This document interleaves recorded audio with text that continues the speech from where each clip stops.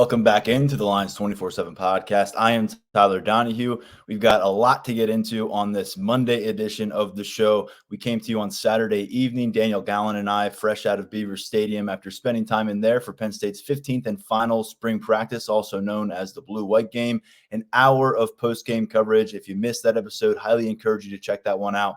We'll go over some of the similar topics and players that stood out over the course of our discussion today, but a lot of that will not be resurfacing in today's show. So check that one out. We've got Mark Brennan added to the conversation today, and we're going to get into that right now. And we thought we had a layout for the show and kind of what we wanted to frame it as and get into things, and we will get to that. But KeAndre Lambert-Smith officially ripping the Band-Aid off for everybody here on a Monday afternoon, entering the transfer portal. The transfer portal window across college football formally opens on Tuesday, April 16th. It's going to be a frenzy. A lot of hype surrounding this one, a lot of dread surrounding this one as well across America, what it might mean in the next couple of weeks. We'll find out for Penn State. But because of his designation as a graduate transfer now, KeAndre Lambert-Smith able to go in just a little bit ahead of the curve. There was breaking news on this subject at the tail end of spring practices last week.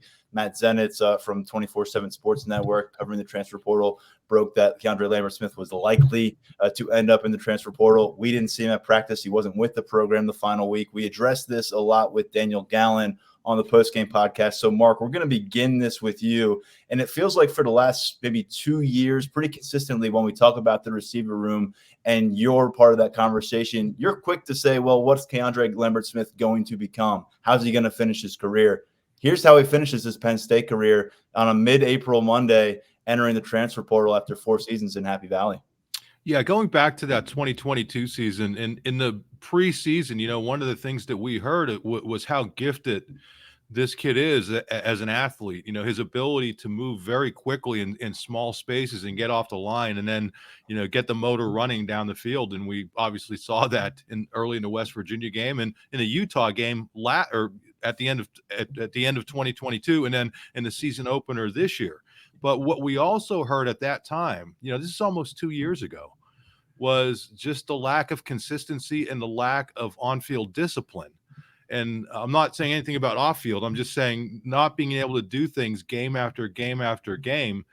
And we saw that in each of the last 2 seasons. They basically flipped. It was weird. It was almost like a snake draft where in 2022, he really struggled to start the season and then finishes with a bang, obviously with that Rose Bowl performance against Utah. And then he comes out against West Virginia this year and 4 catches, 123, 2 TDs. And you think, man, this guy's on his way. And through the first half of the season, and even a little bit more, it sure looked like, hey, this was the guy that everybody's been telling us about. And then the end of the season comes and 2 catches in 4 games, including 2 games where he had no catches. So, it's what we heard 2 years ago, the lack of consistency that really impacted him. And I wonder if this isn't a situation where, first of all, very glad to hear that he's going in as a grad transfer. You'd hate for somebody to be at a school this long and not have that degree. So that he's able to get his degree going as a transfer. And I honestly think that this may be one of those situations where, listen, if you could have gotten him back and knew he was going to be consistent, great. But maybe he needs a fresh start and maybe he's able to get it going on a more consistent level somewhere else, something he wasn't able to find here. But he has all the talent in the world. Wish him nothing but the best. Glad to see he graduated. Unfortunately, there seemed to be dissatisfaction here at the end of the career. I don't think that's necessarily just restricted to KeAndre Lambert-Smith's feelings on how dynamics have played out. James Franklin, you directly asked him about this, Mark, after the spring game, if he could open up a little bit about the reports at that point around KeAndre Lambert-Smith, the fact that he was not present with the program. And Franklin very quickly kind of cut that line of thinking off that we get much, and saying he was going to talk about guys who were on the field, guys who were in the locker room. Which I respect, Tyler. I respect that. I'm okay with that because if he feels he can answer a question, he does. If he doesn't, it's well within his right. So I have nothing but respect for that answer from him. And I think he was looking out for the good of his teams. I'm sorry to interrupt, but yeah. Sometimes people hear us get an answer like that, and it's like, ooh, there's friction there. Not at all. He's doing his job. I'm doing mine. And I got respect for you asking a question that you're probably not going to get the answer to, but it needs to be asked. You're often the guy with the microphone first in that setting. So great job on your part. And now here we are 2 days later, really less than 48 hours later. And now KeAndre Lambert-Smith's name is in that transfer portal. And Daniel, this seemed like a foregone conclusion as we were talking about on the podcast on Saturday night. And we'll get into a moment what this means for the receiver group that's left behind. Penn State no longer features a player with 1,000 career receiving yards on the roster. In fact, only Julian Fleming has 600-plus career receiving yards out of anyone on this Nittany Lions roster. And, of course, he did that with another Big Ten team. But focusing on KeAndre Lambert-Smith, Daniel, I'm reminded of where we were last year in the narrative around this guy, and it was he's got the wind at his back. Momentum is moving forward for him. He's coming off of a strong finish to the 2022 season where he seemed like a lost piece of the offense for so long.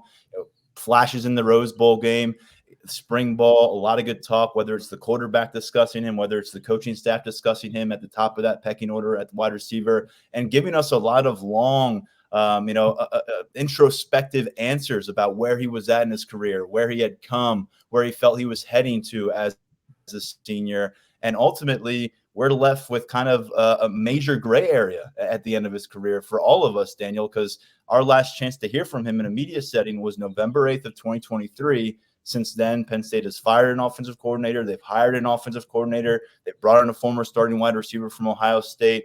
They've moved forward and done a bunch of different stuff. And we don't know how KeAndre Lambert-Smith has felt about it because we haven't had a chance to ask him. And now he's going to resurface somewhere else. I'd imagine there's going to be a microphone in front of him in some kind of setting on a different campus, perhaps far away from here. Maybe he'll be in this conference. We don't know. But he'll eventually open up about this, and we'll find out a lot when he gets a chance to tell his side of the story. But I think one thing that's been perplexing for us covering in the media as reporters, beat reporters, and for the fans who want some clarity is we just don't know what his side of the story looks like. And aside from a few different kind of, I guess you could call them hard to read between the lines tweets or stuff out there in social media, we just don't know. And maybe KeAndre Lambert-Smith has a lot to tell, and he'll do that soon. But to me, that's just added another layer to this process. And unfortunately, I think when people look back at his Nittany Lions career, Daniel, they're not going to remember some of those magnificent moments that he produced as a football player. They eventually will get there, but maybe the first thing they'll remember is how it came to an end and kind of a crashing halt where he essentially disappears from the program at the end of the spring practice and never comes back.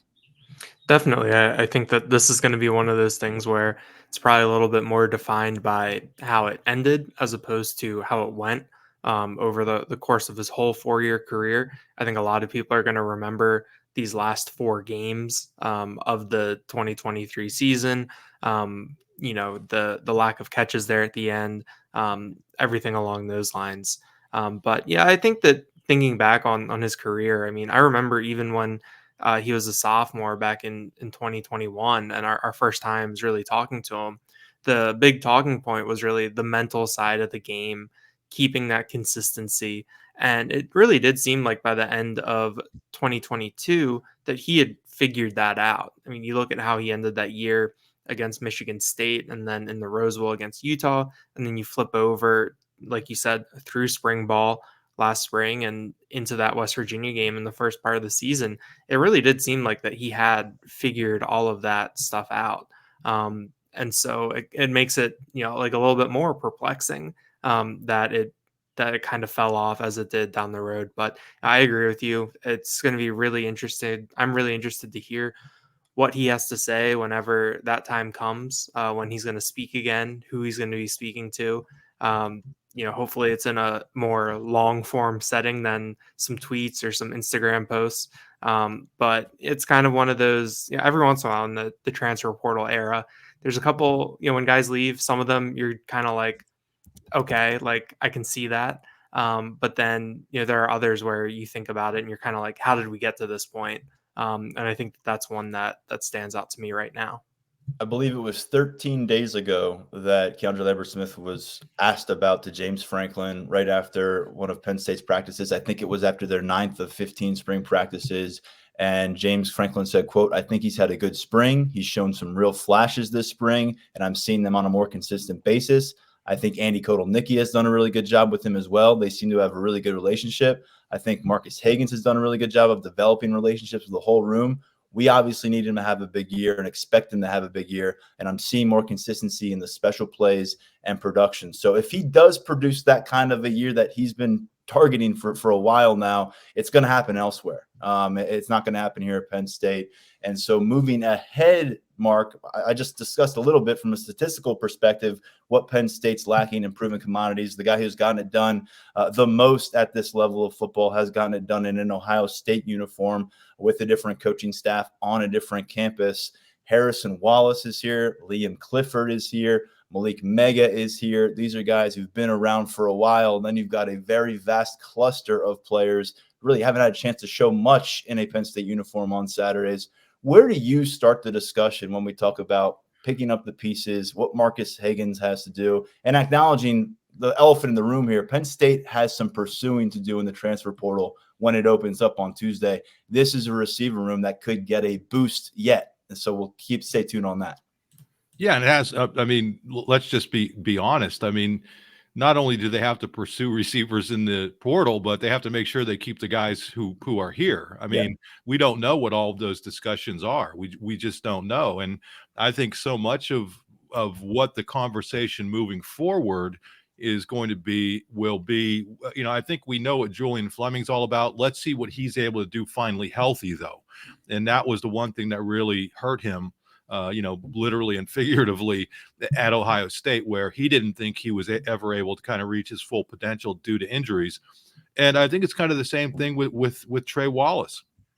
We were down at the Peach Bowl, and it was Theo Johnson who was talking about what the expectations were for Trey Wallace last preseason and about how he had surfaced as, the number one. I'm paraphrasing here, Tyler, you may remember better than I do, but didn't he say he emerged as kind of the number one receiver in the not kind of. He said that he just was like he was viewed as the number one guy. Like right. That's where it was. And I believe I followed up with Jaywan Sider. I wrote a whole article about this in Atlanta, so I should probably remember. It seems like 8 years ago. But it was a few different recollections of where he was in August, and they matched up in saying he looked like the alpha component of the passing attack at the receiver spot.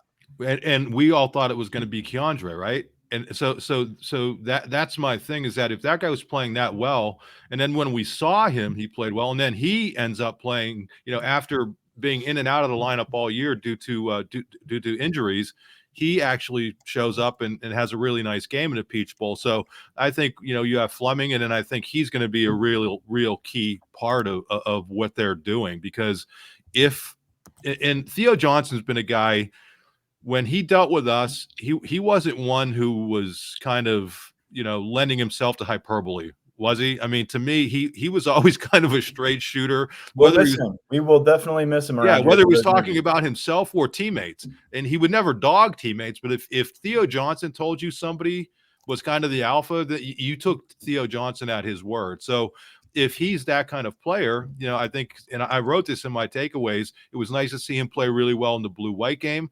Obviously, he emerged as a little bit of a go-to guy for Drew Aller. Given that it was the blue-white game, I don't know how much we could make of that, but I just think he's a real key. But I think you can hang your hat on those two guys, but you're going to need more than two guys, and that's where the real issue comes in. Who's going to be that third, fourth, receiver? And that seems to have been a problem at Penn State for the last 4 or 5 years, right? I mean, they've typically had the one guy or the two guys, whether it was Dotson, whether it was Parker Washington. I mean, I'm just talking, since COVID kind of, but finding that third, fourth, fifth receiver has been very difficult for them to do. And I think that's the biggest challenge at this point. And I think if you had KeAndre Lambert-Smith, then I think you have three pretty good receivers. Now you don't have them. And I think you got to figure out from that long list. I mean, there's enough bodies in that room. They got to get people to produce them. Daniel, it is a long list, but it seems like there is at least maybe some tiers to that list on what comes next at receiver. And it feels like Caden Saunders has really asserted himself on a really good rung of that ladder, especially working out of the slot. I mean, we were allocating a lot of slots in our mind a lot of snaps in the slot in our mind to KeAndre Lambert-Smith in 2024. I mean, we figured he was going to gobble up a bunch of those. So with him out of there, I think Caden Saunders is really in next man up territory. And based on what we've heard about his quality of work this spring, his explosive abilities, and additionally just being a more accountable presence and over the past year, it sounds like this guy's coming out of spring. We talked about this on Saturday night, again, with some momentum. And with Caden Saunders, it's always been a little bit about, okay, momentum is great, but what's it going to look like on Saturdays? He's got 8 career catches to this point. You want to see him be able to go and have a real breakout production kind of season. Liam Clifford, though, to me seems like a guy that, barring what they do in the transfer portal, because I'd imagine they're going to explore a lot here, and we're going to have a lot of names on our list to run down. Tyler Calvaruso will be on the second episode of the podcast this week, and we're going to spend a lot of time discussing who's on that target board for Penn State receiver, and perhaps who may have already left this room elsewhere behind KeAndre Lambert-Smith into the transfer portal. That's a very, very realistic possibility for this receiver room right now. But Daniel, when you sort through the everybody else conversation and we say, okay, Julian Fleming's over here, Harrison Wallace has racked up a bunch of Penn State starts, he's over here. Where does your mind kind of go, and how has that evolved since perhaps the start of spring? I think that you do look at Caden Saunders and Liam Clifford. I think hearing from Caden Saunders after the spring game, just kind of seeing the confidence that he was carrying himself with, the excitement that he had for playing in Andy Kotelnicki's offense. I think that he's someone that when we get to the fall, it's going to be really interesting to watch, because I think he can be one of the Swiss Army knife type of players who can do a lot of different things for Kotelnicki. So I think I kind of start with Caden Saunders. It'll be interesting to see what Liam Clifford's role is. He and Saunders went kind of back and forth in that slot role last year. How does Andy Kotelnicki use these guys a little bit differently?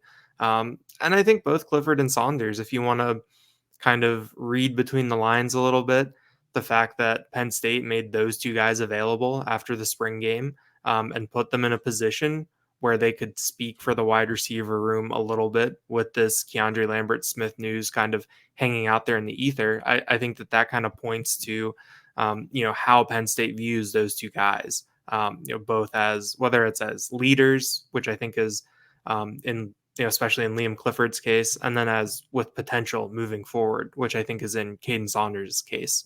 So I think that those are two guys to really keep an eye on moving forward. But you do wonder, is someone going to make a move when you look at the number of guys that are on here, or did anyone make a move this spring? You've got so many guys that have been around for a little bit and haven't played that much football, if any.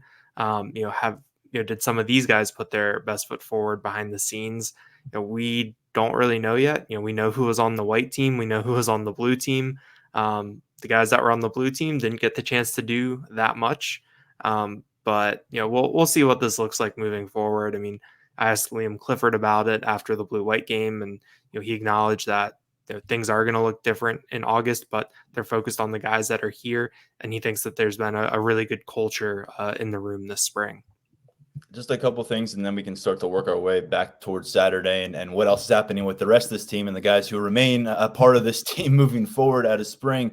But I think when you look at the KeAndre Lambert-Smith leaving, and again, what's left in that room, about half of this room right now, fellas, 7 in total, are receivers who will not own a college reception going into the season. You've got in that 2022 class, Saunders has 8 catches and Omari Evans has had some moments, but you've got Mekhi Flowers moving over from defensive back, Tyler Johnson and Anthony Ivy, no catches to their career. They're in year 3. You've got Carmelo Taylor, didn't enter game action last year as the only scholarship freshman on the roster. And then you've got the 3 freshmen that are going to be part of this roster. One in Josiah Brown. I don't know if we mentioned this Saturday, but Josiah Brown was actually active in uniform, doing some things on the field Saturday. Good sign for a guy who lost his senior season with an injury and wasn't on the practice field for a lot of our looks this spring, but still a long way to go for him. And then he'll be joined by Peter Gonzalez and Tyseer Denmark, a couple guys from here in the state that we're pretty high on, but what will they look like in Penn State uniforms and pads come August? That we'll have to wait and find out. So just so much unknown. Don't you have to be aggressive here? I mean, you've got this window, Mark. You've got Drew Aller. He's a junior. You've got Nick Singleton and Katron Allen. They are juniors. You've got one of the best tight ends in college football. If not, maybe he'll prove to be the best tight end in college football in Tyler Warren. And you've got this really splashy pickup at the offensive coordinator position, the 24/7 Sports Offensive Coordinator of the Year last season, and Andy Kotelnicki, who has genuine head coaching aspirations. This is a one-year window where prospects like Aller, Singleton, and Allen don't tend to stick around for year 4 on campuses. And you've got an opportunity here at a lot of spots on the field to really do some special things and marry up with what we think will be a high-level defense and try to break through the college football playoff. But if there is any real serious lingering doubt, keeping up James Franklin right now at night about that receiver room and what it's going to look like when they play Ohio State, what it's going to look like when they play USC, or what it's going to look like when they get to a Big Ten championship game. Will it be enough to break down the barrier? If that's a serious concern for him when he looks at this roster, when he tries to sleep at night and thinks about this team, I think they have to be as aggressive as they possibly can within their current financial constraints, within their current roster constraints, to add a high-level, proven commodity at the receiver spot in the next couple of weeks here. Yeah, I mean, I think if you look at the entire team, and that's probably one of the good things, is that if you look at the entire team, that's the spot, I mean, that they really have to address. I'm not saying that you wouldn't take good players at other positions if that opportunity arrives, but they could really zero in on that position. And I think I agree with you. They really have to. The one thing that disappointed me a little bit in the blue-white game is that some of these younger receivers that you mentioned didn't do really much at all. And I know we have to be careful when we talk about the blue-white game, but that should be the game where there's an opportunity for some of these young guys who haven't been out there. Mark, we have to mention the team blue that had like mostly backup offensive linemen and a walk-on running back, and where those wide receivers were located. They threw for collectively 30 yards on the day. So, I mean, honestly, if you were relegated to that roster and you're in that setting, right, what are you able to prove? It's a tough spot as well. But I to me, that's on the coaching staff, though. I mean, did we really need to? I mean, I guess it was good to see Trey Wallace play really well, and he was my MVP. I know he wasn't everybody's MVP, but we kind of knew what he brought to the table. And I actually wonder if they weren't sandbagging a little bit with Julian Fleming, sticking him over on that blue team, which I kind of like. I think that was actually a good idea, because why show what you might be looking to do with this guy? Or going out of their way to make sure that guys earn it. We saw on that team blue, I mean, they were taking their lumps as a team, but A.J. Harris was shining over there, losing 27-0. Jalen Kimber was there. Right. I wonder if Nolan Rucci isn't on that team blue, if a guy like Anthony Donka can go and he's available. So it seemed like they were trying to maybe emphasize the point to finish spring ball, that opportunities will be earned regardless of who you are and where you came from. But the one position where I think young guys need confidence is wide receiver. And I just don't know. I mean, listen, we're nitpicking over the spring game. I'm nitpicking. You guys aren't. But that's the one thing, if you're asking me about that game, and the one thing I would have loved to have seen, I don't care that it's a vanilla offense, but I would have liked to see those guys get more of a realistic opportunity to do some things. And you make a very good point. With all due respect to the offensive line for the blue, those guys were out there grinding and fighting. But they were in a very difficult situation due to the trickle-down effect of some guys who were either bumped up or just they were being safe with in the spring game. So when you got to the blue offensive line, there was some walk-ons and some freshmen who were kind of overmatched, and that made it difficult to get to those receivers. But I just think it would have been nice to give them some sort of opportunity to do something in front of a crowd, because you hope you're able to go out and get a good receiver or two, a really, really good receiver or two in the portal. But if you're not, you might have to rely on some of these guys. And, as it stands, they've never done it in front of a big crowd. Daniel, there are plenty of other positions to get to on this squad. We'll do that now. We'll talk a lot about receiver in the months ahead and really in the days ahead. As I said, with Tyler Calvaruso later this week, we'll dive into the transfer portal area. We'll talk a lot about recruiting as well. But elsewhere on offense, Daniel, now that we've had some opportunity to catch our breaths coming out of Beaver Stadium and take your day or two, I've been reviewing the broadcast through a Big Ten Network. I've been coming up with some notes on my laptop. I'll have a piece up at Lions 24/7 a little bit later today or early on Tuesday. So I got some things to share, but I'm wondering what you have maybe that we didn't get to on Saturday night has kind of popped up in your mind offensively in the last coming out of the spring ball and coming out of the blue-white game? I think one thing that we touched on it a little bit, but in going back and watching, I really liked what I saw out of Cam Wallace. I know that it wasn't perfect, throughout the entire afternoon, but yeah, he just looked, pretty smooth out there. I thought that the early in the game he had the catch on the swing pass to the right. I thought that he looked pretty natural, which is I think what you would expect given his background as kind of an all around athlete in high school down in Georgia.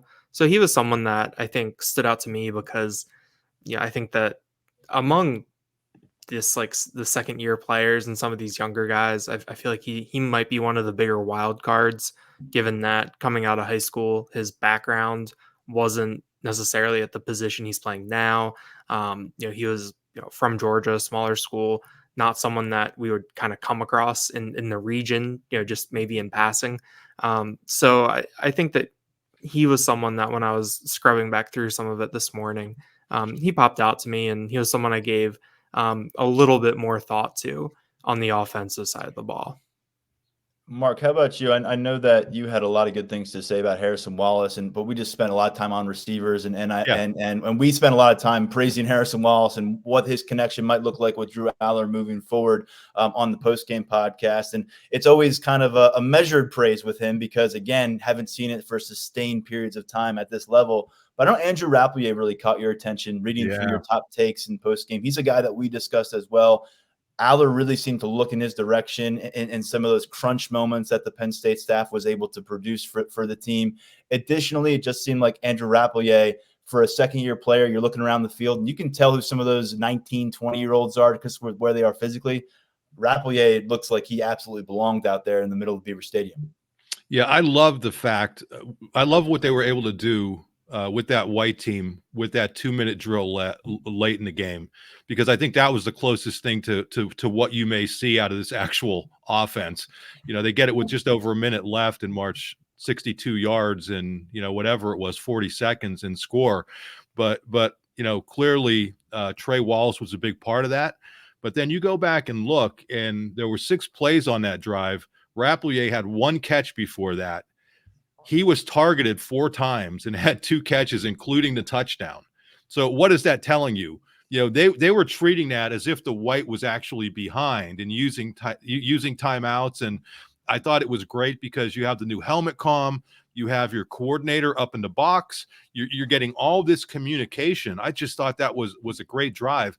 And to see that kid in the middle of it all, I think that tells you about the comfort level of Aller, of Kotelnicki, just of the entire offense. I also thought it said something that he started, right? I mean, we knew we weren't going to see Tyler Warren, but we saw a lot of Khalil Dinkins. All he did was score touchdowns last year, which was a good thing, the old Chris Carter.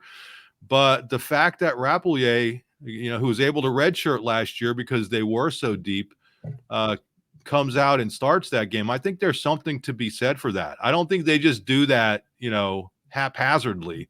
I think if as we put together a depth chart in the next few days, to me, he's looking like your number 2 tight end at this point.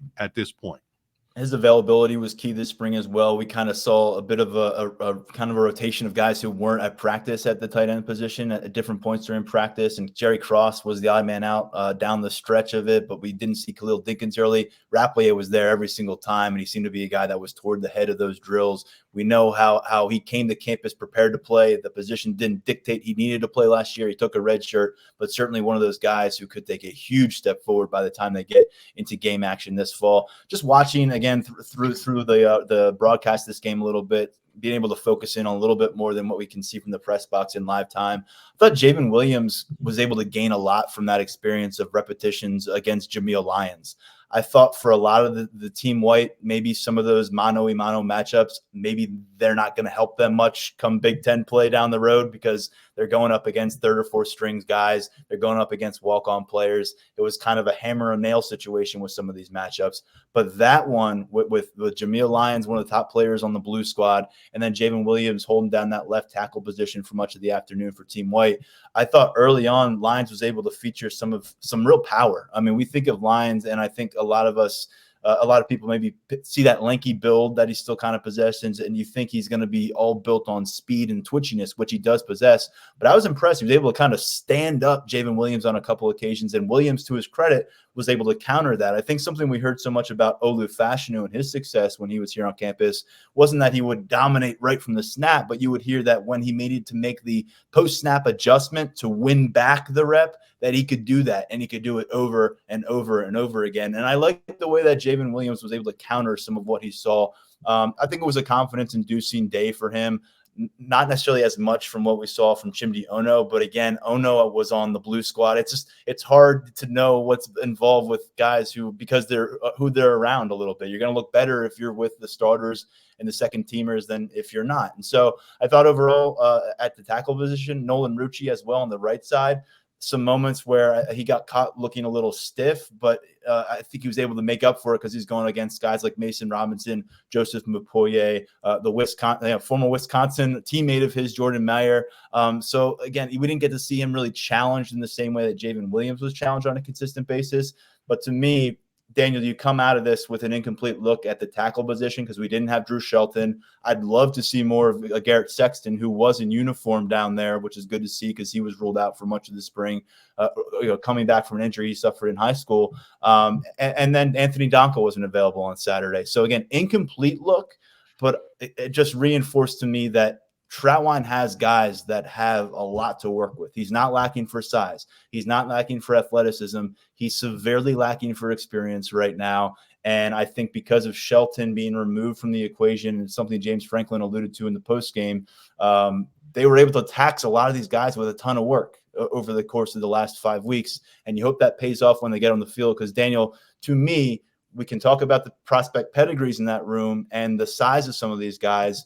But if anything's going to derail plans that isn't the wide receiver position, that isn't the wide receiver spot, failing to take the next step, to me, it's going to be that they can't quite solidify their offensive tackle plan. And not that it goes from being a really high level play last year to below average play, but if you go from really high level to getting average play from your tackle position this year, that could have a serious impact, and it could really take away from what you can accomplish elsewhere on the field in your offensive scheme. So a lot to prove there. But we got some pieces in action and some pieces involved in ways that we haven't seen here in 2024 to this point. In terms of who's around you, kind of potentially affecting what you're doing, I double checked, and Javen Williams was playing next to Venga Ioane for most, if not all, of the day, whereas Chimdi Ono is on the blue team right tackle, and he's playing next to Jim Fitzgerald, who I don't think played at all last year and played tackle when we saw him a little bit 2 years ago. So that's a little bit of a difference there. And, I think that has the trickle down because the offensive line, because it's so connected, having someone like an Olu Fashanu, it just changes the whole equation on there. Venga Ioane seems like the type of guy that can also change the equation a little bit. I think that'll be interesting for Penn State to figure out is, which of the guys do they have in that group that, in that top five is who can kind of hold their own so that you can allocate resources to other spots. There's kind of a little chain where, if one guy can take care of everything by himself, you can put double teams elsewhere, everything like that. But the tackle position is going to be really interesting to see how that shakes out. I mean, JV Nelson is also another name there that we could see depending on how things shake out. But, I do think that, this was really, really valuable for those young guys. And I think it was really valuable for someone like Javen Williams to be in that type of environment on Saturday and have someone like Nittany Lions on the other side, to not have someone a little bit further down the depth chart. A little bit later on, we've got some kind of stock report guys. And when I was doing my notes, Nittany Lions was someone that I singled out, and going back through the game this morning, you watched him and he was just really active. That strength, I think, did stand out. He was able to get into Javen Williams a little bit. Talking to Dennis Sutton last week, he did say that pass protection has been a little bit of a learning experience for Williams. He said that he's really good in run blocking, and we know that the system that he came out of Wyomissing in high school little bit more run oriented. So he was ready to go there. But it's kind of still a work in progress for a redshirt freshman, even with that pedigree. But I think he got some really valuable reps. It was cool to see him out there. You're still seeing number 74 at left tackle, but it looks a little bit different right now. Yeah, just a reminder, Javen Williams, a 5-star prospect in the 2023 cycle in 24/7 Sports Rankings, one of the premier players out of the state of Pennsylvania. Took a red shirt last year, saw action in 3 games. Now that expanding spotlight. But Drew Shelton coming back, and we'll see how that factors into things. JB Nelson, as you mentioned, he was actually the first left tackle that we saw involved way back in mid-March when we got our initial look at the spring practice action. So we'll see where it goes. I just want to note a couple freshmen who look pretty comfortable out there with what appeared to be the varsity squad. Cooper Cousins, who got the starting nod at right guard with Sal Wormley. Whether it's veteran treatment or bumps and bruises, he just wasn't involved in the field. And then additionally, Quentin Martin, I thought even in some run blocking or pass blocking opportunities, which I know that Jaywan Slater is not going to put a freshman running back on the field, doesn't check that off the box too. I thought he stood up pretty well. There's actually a point where Cooper Cousins was pulling from the right guard position over to the left side, and him and Quentin Martin, the freshman, paired up to get enough of Nittany Lions to buy Drew Aller some time to throw the ball. I think that ended up being a 20-yard gain to Amari Evans on that play, if I recall correctly. But some freshmen that there were moments that you could see they probably had wide eyes, but looked comfortable overall. I thought Cooper Cousins, one thing that he was as advertised as, watching the game again through the TV broadcast, he was looking to finish plays. Like, he was looking around to make sure there wasn't anybody that he could find some physical contact with. And he produced a pancake against poor Caleb Artis on the first possession for Team White. So I noted that he got a pancake in his pocket right off that first possession. Mark, anywhere else you want to send our focus on offense before we switch gears and talk about that defensive effort? No, I was going to mention Cooper Cousins as well. We saw him come off the field late in the game with what seemed to be a banged up left shoulder. They looked at it.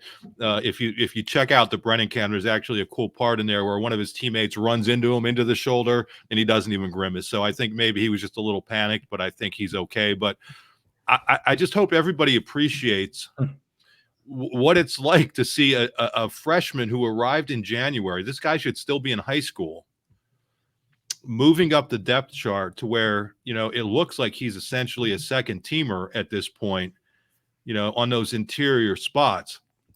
That's just unbelievable. He was one of the guys we said to watch, and I hope people were paying close attention, because if he's where he is now, I can only imagine where he's going to be not only next season, but in a year. That first year is typically huge for young offensive linemen, and I think his upside is just absolutely tremendous. Daniel, defensively, overall, I think you and I both came out of that performance and on the post-game podcast feeling pretty good about depth at a lot of different spots. Much of that was, again, top-heavy to Team White, but a couple of those transfer players in the cornerback spot, Jalen Kimber, A.J. Harris, playing for Team Blue, they showed what they could do a bit as well, certainly to a much greater extent of being tested than what we saw for the Team White defensive secondary. Again, same question to you. We covered a lot of ground Saturday night. Anything that was a little more fresh as you got another look at this in terms of defense? I think it's really how the pieces are all going to fit together. Because when we talked a little bit about it with the offense, when you looked at the difference between blue and white, like, I think Julian Fleming is probably the only person from the blue team that we'll really see. That could be in that starting lineup this year. I don't think I'm missing anyone there. But you looked at that blue team defense, and there are a ton of guys. Both cornerbacks, could make a run at starting spots. We talked about Nittany Lions already, and then you have those young linebackers in the middle. Tamir Robinson and Kavion Keys have both gotten some buzz this spring, and they were out there, the first guys out there with the blue team. And so I want to know kind of how this fits together. I still feel really confident in this defense. I don't think they're going to take a huge step back under Tom Allen, but I think that in terms of putting together that depth chart, there's a couple guys that can make moves through this summer and into the fall, in terms of moving up to 2 deep, getting into a rotational spot, guys that have a lot of buzz and have experience and have done some things behind the scenes. That's kind of what I came away thinking, is that, yeah, I get the idea of the defense. I like it. I like the top line talent that they have, but I think that in terms of mixing things up between the two teams, that this is one that, when we get to August 31st, I don't think it's necessarily going to be that full white team out there on the defensive side of the ball, where I think on the offensive side of the ball, that's mostly the case.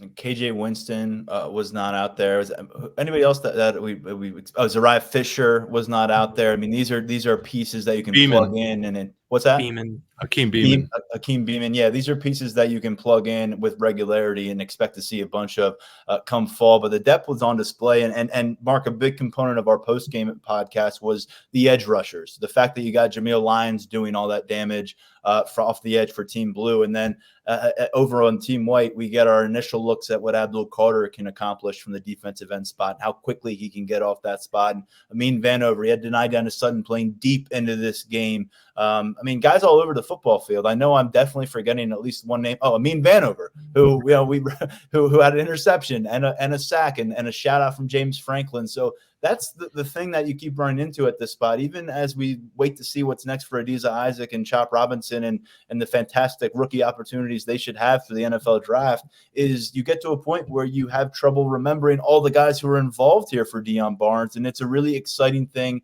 And I think it was fully on display, with the caveat that, again, they're missing 3 at least highly functional offensive tackles that we think are going to be, 2 deep components for this Penn State team, or at least in the mix for that thing. So a little shorthanded on the perimeter on the offensive edge, which is going to produce a little bit nicer of a day for these defensive ends. Yeah, I mean, when I see Amin Vanover outweighing Egan Boyer, the starting left tackle for the Blue by like 10 pounds, defensive end. And listen, when I talk about Boyer like this, if you look at that kid's frame, I think he's got a gigantic upside. I mean, he does, but at 251 pounds right now, I think that's a great experience for him to be out there, going against these players.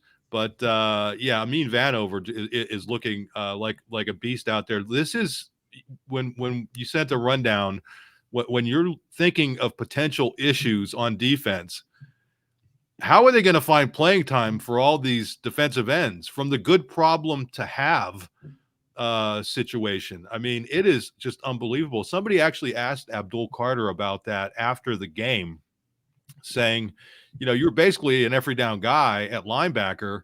Penn State's been known to rotate the defensive ends, and he just kind of shrugged it off. But I do think it's, I'm half joking that it's a problem, but I'm going to be very interested to see when we get to the season opener what that rotation is going to look like, how many people are going to be in that rotation, how many. It's, again, just something Tom Allen never had to deal with at Indiana. I can assure you of that.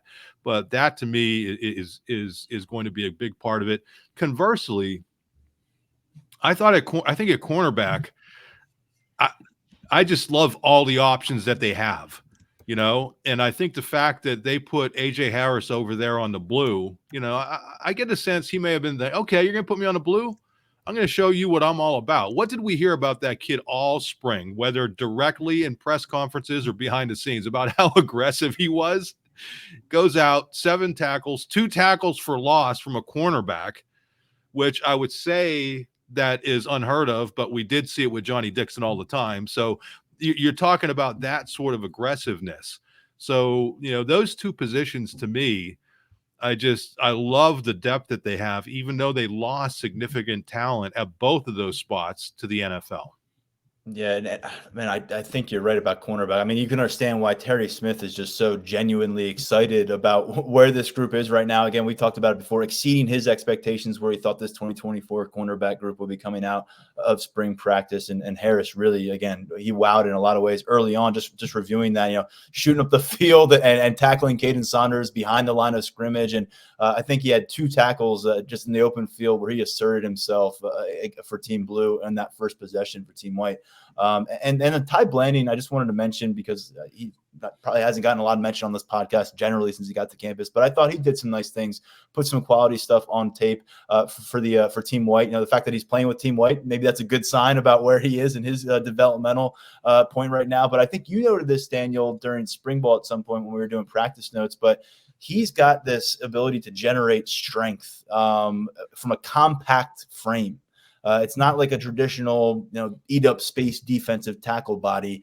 And it very much is reminiscent of Zane Durant and how he's been able to expand on that since he got to campus. And Ty Blanding, to me, with that, with his ability to generate that, I mean, he was really physical. Again, going up against an overmatched Team Blue offensive line, keeping that in context, he's just a guy to me that physically has been popping a little bit on the practice field, just kind of wondering what he looks like.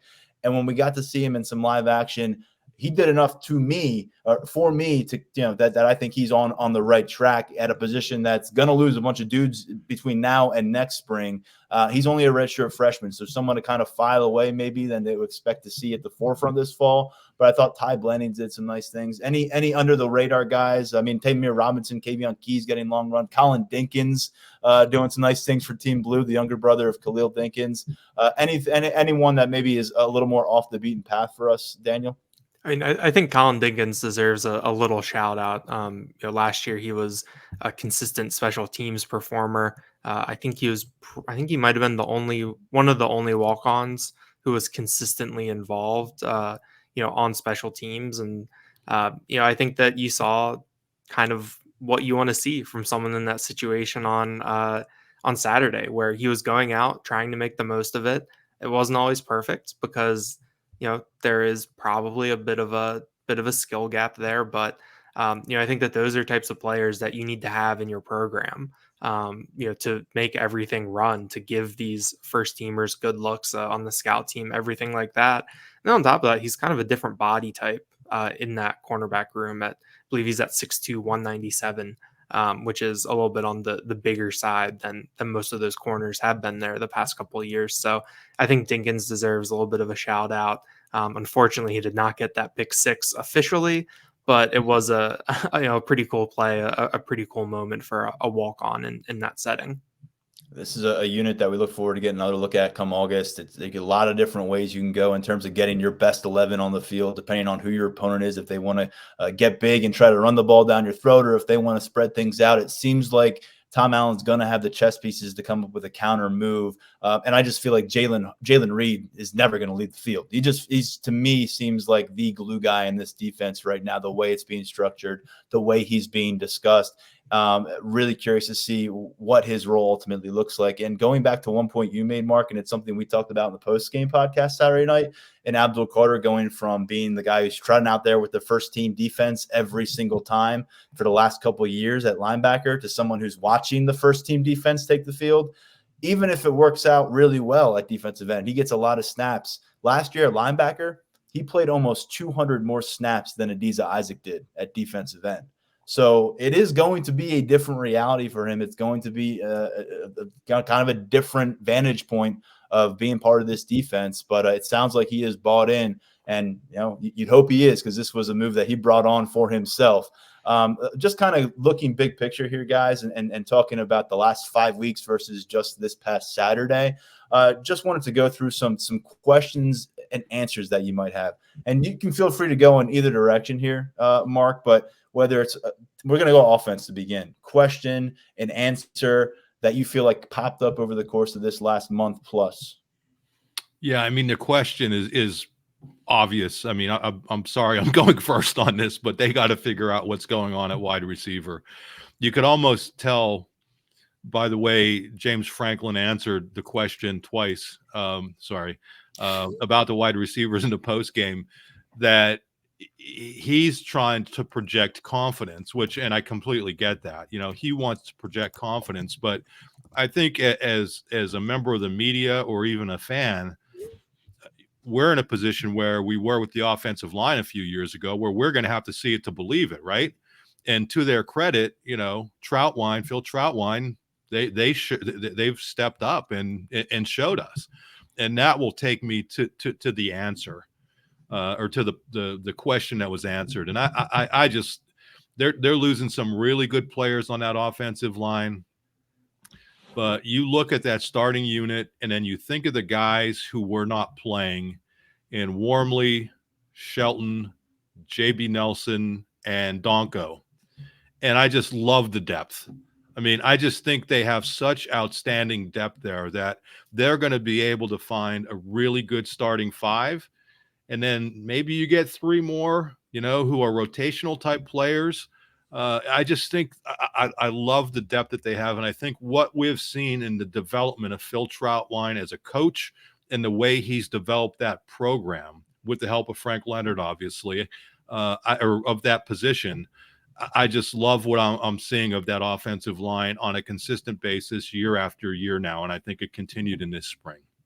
Daniel, how about same for you? Questions, answers, a little bit of both that kind of came to the forefront here in the last 5 weeks?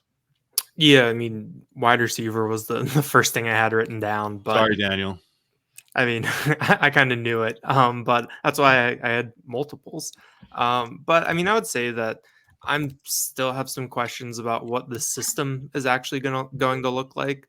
We've heard a lot of really good things, but we talked about it Saturday night, how vanilla everything was for the offense on Saturday. It's kind of what we were expecting. But we've heard a lot about these different motions. Drew Aller has talked a lot about how there's all these different things that can stress the communication on the defense. Those are things that I'm really curious how that works, what that looks like. And it's a similar thing to what we've talked about with Tom Allen, where the caliber of athlete that Andy Kotelnicki is working with and the depth, he's moving up in weight class, coming from Kansas, coming from Buffalo. So I'm really curious to see how that really fits together, what this actually looks like. I think that's something that we're not really going to know until we get to August 31st in Morgantown. But I think that we kind of saw the framework that they're working within on Saturday, and I liked what I saw. But I want to know kind of what it looks like full bore still. I think that's a big question. And then in terms of the answer, something I talked about earlier is that I think that however the number 3 running back competition shakes out with Quentin Martin and Cam Wallace, and even if London Montgomery makes a move, if Torrey Smith changes that equation, I feel good with where Penn State is at that spot, because if you want to set an over under for carries for Nick Singleton and Katron Allen in the fourth quarter against Bowling Green and Kent State, I mean, I think that you got to go maybe under 1.5 in a perfect world. I think that especially now that those two guys are juniors, now that the draft is so close, we didn't see them much in the fourth quarter last year. I think we'll probably see them even less this year if things are going how it's supposed to be going for Penn State. And so having guys that are capable to come in, I think is really big. The Trey Potts acquisition last year in the portal was huge, because you looked at the other running backs in the roster, you wouldn't have trusted them to come in to help salt away a game. I think this year you can trust Cam Wallace to do that based on what we saw. I think that Quentin Martin is a really intriguing piece moving forward. And it does seem like there's some early trust there. I'm excited to talk to Jaywan Sider the next time we get the opportunity to talk about those two guys. But coming out, I feel confident, no matter how that position battle shakes out.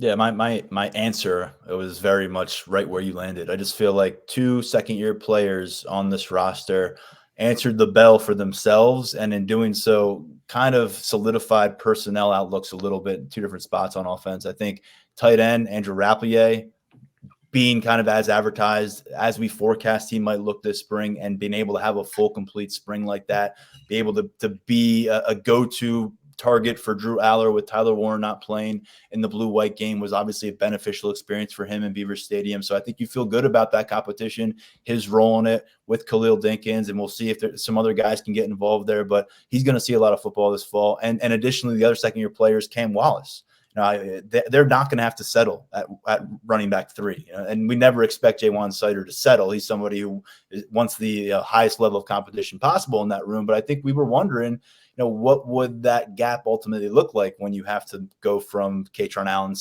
/ Nick Singleton to the next guy up? Because Trey Potts was able to do some nice things last year, and we're talking about a couple players here that maybe have some different physical skill sets and maybe a higher ceiling in what they can do on the football field here in Quentin Martin and Cam Wallace, and to a degree, London Montgomery, although it certainly sounds like he's trailing the other two, and maybe he'll have to fend off Corey Smith when he comes to campus this summer. But I think Cam Wallace, Quentin Martin, that's in a good spot. So to me, tight end 2, running back 3, maybe a little bit ahead of, but certainly at least at where you want them to be in those position battles, which are going to matter a lot for this team come the fall. Maybe not initially, but attrition happens. And then I think the question now I have is, now that Cooper Cousins has gone out and made this opening statement, and he's made it clear that he's going to be playing football this fall, and Penn State, from what we've heard, this staff is going to be motivated to find opportunities for him to do that. Who's coming off the football field? Now that, for me, becomes the next question. If we're making room for Cooper Cousins in the lineup now for this offensive line, who is then getting a cut or slash in their anticipated snaps? So I know they're very high on Vega Ioane. Salim Wormley didn't come back to town for a 6th year to watch football. JB Nelson, if he's not playing tackle, he's going to be wanting to play guard. He was the starter there for 8 games last year. And so to me, that's a key question. If guys are healthy, and of course last year we thought we had the guard situation figured out, and by the time we got into mid-September, Landon Tengwall had retired and JB Nelson was injured.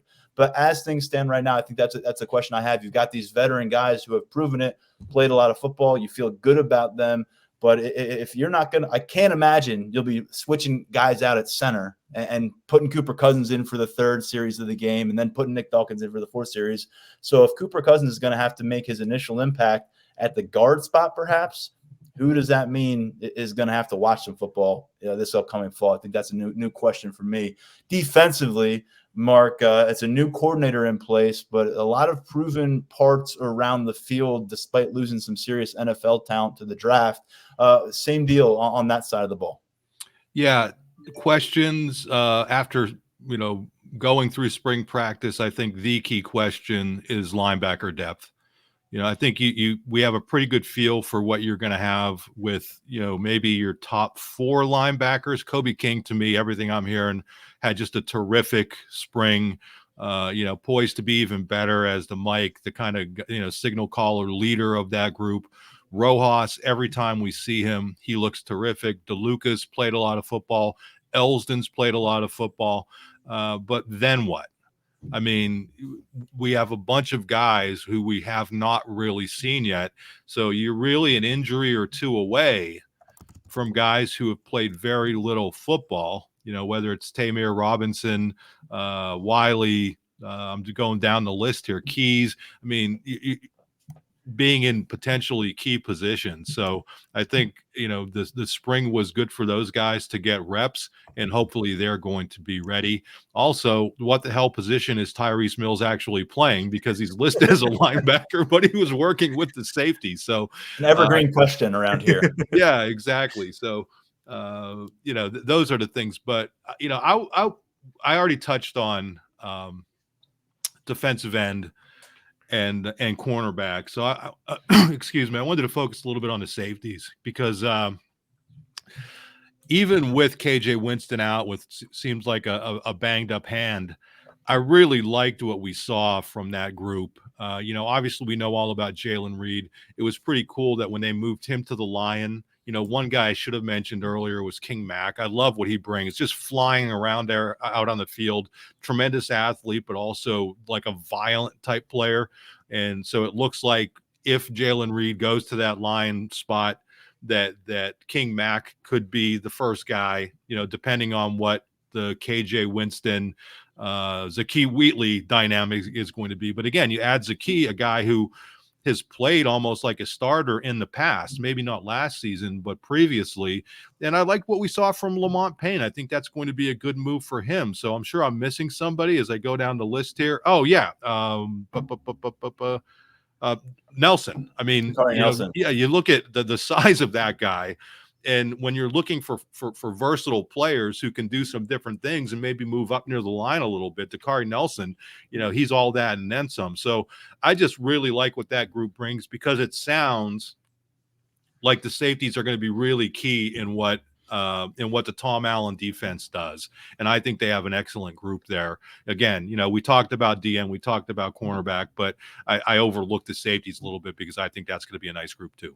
Yeah, we've discussed the contrast in what Tom Allen was working with that Indiana roster versus what he has with the Penn State roster, and that safety room really typifies it to me, just the range of body types, skill sets that you have, and guys who can play different positions. We know that line role is going to be so prevalent, and so much of what that needs in its toolkit comes from that safety spot and what you normally see there.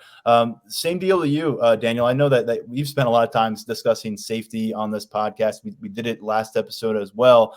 Where do you land on defense in terms of questions, answers? And obviously you're not going to have the full scope of things with an incomplete roster and a first-year coordinator, but as much as we could gather from our experience. I think one thing that you just touched on in talking about Tom Allen moving up to having this sort of talent, I think one thing that we got answered is how he'll adjust to things a little bit. I think one example is that bull position that he used at Indiana, not really making the trip to Penn State because of the caliber of guy that he has working with at defensive end and at linebacker. I think that's something that stood out to me a little bit this spring, that the ability to adjust. I mean, I think that's the mark of a good coach, is just one that you see make those changes and be willing to change how he's done things for a long time because of the circumstances around him changing. I think that was something that stood out to me. And then a question that I kind of have going with the secondary is, how are you going to keep all these guys happy? How are you going to get all these guys into the game? You talk about how at cornerback you can probably go 3 deep. You looked at the pairings that they put out there between Cam Miller and Aldavian Collins, Jalen Kimber and AJ Harris, and then Zion Tracy and Elliott Washington. I mean, I think that, with the exception of Aldavian Collins, breaking out a little bit, going into the spring, if you said that, any of those 2 pairings were going to be your week 1, starters at West Virginia, you probably wouldn't have, you just probably have been like, okay, like you could see that happening. So I think that I want to see how you're able to get all of these guys playing time, how you're able to juggle that around, how you can keep continuity. I think that for some of the guys that have been around the program, they saw the rotations that Terry Smith had used with Johnny Dixon, Kalen King, Joey Porter Jr., Daquan Hardy. So I think that the standard is set there, that if you're here and you take care of what you need to do and you can help us, you're going to play. But what is that going to look like in practice at both safety and corner? I'm really curious to see moving forward. It's kind of on a similar thought of mine with my answer on the question is like, how's Deion Barnes going to determine where these snaps go at defensive end? How does he make sure that everyone's fed the way they need to be fed, and also the team's getting its best opportunity to win football games? And just a lot of guys here, and unless someone surprises us and jumps in the portal that we anticipate to be a contributor, they're all going to be here in August, and they can stay healthy. You just wonder what it looks like come game action. But I'll say, to me, the question is how many. You talked about linebacker depth, Mark. I'm curious how deep down the well they're going to go at linebacker if all things are healthy. I mean, as healthy as you can anticipate, barring an injury, a situation where you've got to go deep down. If Tony Rojas and Kobe King are consistently available to you, with the way they're utilizing this 5th defensive back, with the way we think we're going to see Dom DeLuca on the field and engaged as well, I'm curious how many opportunities will there be when it's not the second half of a 35-7 game against Bowling Green or whatever, will there be for Tamir Robinson, Kavion Keys to make an impact? Because those 2 guys over on Team Blue, I thought specifically Tamir Robinson and some of just the range he shows while he's running around with his long limbs, and he just really seems to be in a good place right now at linebacker. If you're only playing 2 linebackers a lot, and you really like the 2 that you play, how much is there going to be kind of a distribution at that spot? That's kind of where I'm curious. We saw a lot of linebackers getting involved the last few years, going back to Brent Pry. What might that look like going into the fall of 2024 with Tom Allen? I think for the answer, kind of going to what you said, Daniel, will Penn State be okay at cornerback? It was a natural question when you lose 3 guys who combined for about 1,500 snaps last year. The answer is a resounding yes right now. They've got to go up and they've got to do it first off against West Virginia's offense, but over and over and over again. But I think right now, keeping it short here, the verdict is that Penn State's going to be just fine and dandy at cornerback. And there's a lot of programs across the country. If you were to take 3 guys like Johnny Dixon, Kalen King, and Daquan Hardy their way, they would be in all-out rebuilding mode, and you'd be getting ready to watch them get thrashed through the air all year long. And it says a lot about how they have assembled depth from a personnel perspective and the culture that Terry Smith has cultivated there, where you can get a lot of guys to buy in to a singular goal.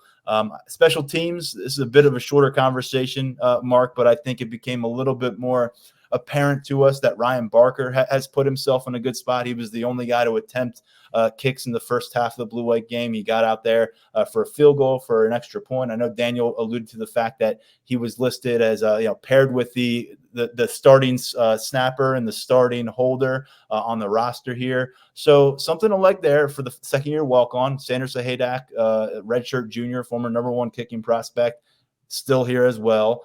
Chase Meyer came in from Tulsa, still as well. And then Caden Saunders appears to be emerging as the guy at punt returner. I don't really have a lot to add on the special team stuff because they don't give you much in a blue-white game structure, but that's kind of where we're at with some of the questions, answers out of the specialist unit. And we'll get a longer look at them come August. Let's finish up with a bit of a stock report. Daniel teased it earlier.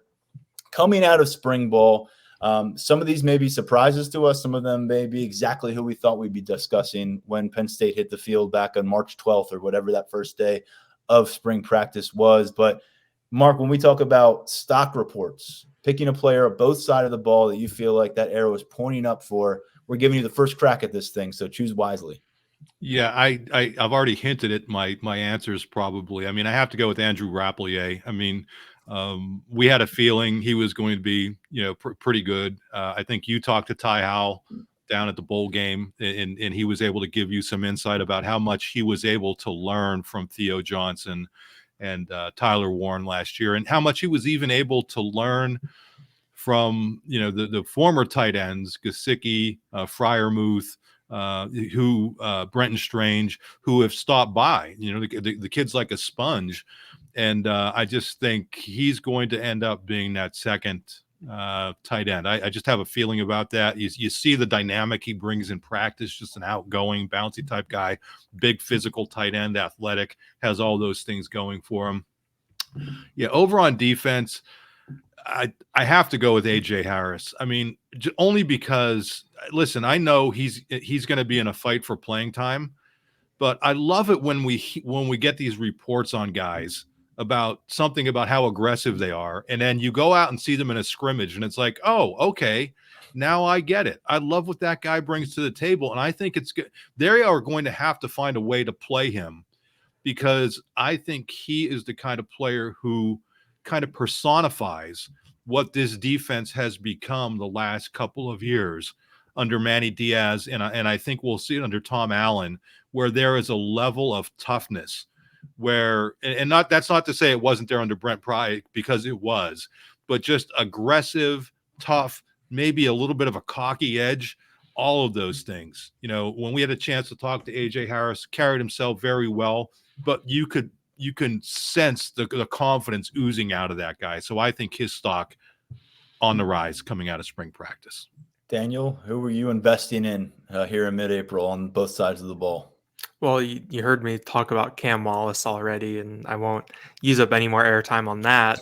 So I'm going to go with Trey Wallace, Harrison Wallace III, stay in that last name family. But yeah, I mean, I think that we've talked about it a lot with Harrison Wallace, that the feedback that we get from James Franklin, trying to square that with, and also from teammates, like we talked about with Theo Johnson's comments about him, squaring that with what we're hearing, with what we've seen over the course of his career. I think we talked about that a lot last year in terms of, we haven't seen, that what we've seen hasn't squared up with what we've heard. I thought that he looked really good on Saturday. They had the one play where caught a pass, shed Colin Dinkins pretty quickly. That just stood out to me because Last year, he felt a little bit station to station. I think that was a little bit more of the explosiveness that everyone has kind of hinted at during his career. So I think I'm pretty stock up on him right now. I know that we always talk about you don't want to take too much away from the blue-white game, but that's what I'm going to do there. And then defensively, I think Abdul Carter, I kind of, the way that James Franklin was kind of downplaying things or, kind of under promising at the beginning of spring ball, I kind of agreed with that because, it is going to be something very different moving from linebacker to defensive end. And Abdul talked about it a little bit on Saturday in terms of, he's not going downhill against these big linemen anymore. He has to engage with them immediately from the start, and that's different. And even though he was going up against Egan Boyer and some of those blue team offensive linemen, I think that we were able to see kind of some good traits from him as a defensive end. So, I felt good about that move from the start, but now actually seeing it, I feel a lot better about it coming out of spring. I'm going to stay at the defensive end spot for my pick on stock up on defense, Nittany Lions. And I think we've just kind of hammered that home over the course of this episode, over the course of spring ball. One of those players that you think he ended on a very high note with what he was able to do with postseason practices. He showed us some of that in the Peach Bowl itself.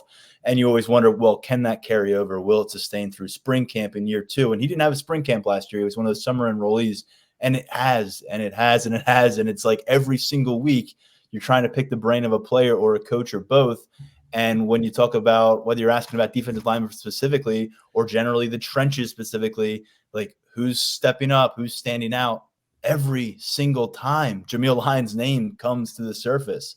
And watching him compete out there for a blue team that I know when they posted those rosters, wherever they did, you're looking for your name. And I don't know if Nittany Lions was necessarily thrilled about where he ended up with. I'm sure he loves all of his teammates, but he was going to have to do a lot of the heavy lifting in terms of defensive prowess. And I thought he really showed up to the table and brought it against Team White. And I really loved that. And I think overall, the competitive edge, the budding profile of this guy that can not just possess the twitchiness and the speed off the edge, but also give it to you from a strength standpoint and get inside an offensive tackle and really be able to discard him.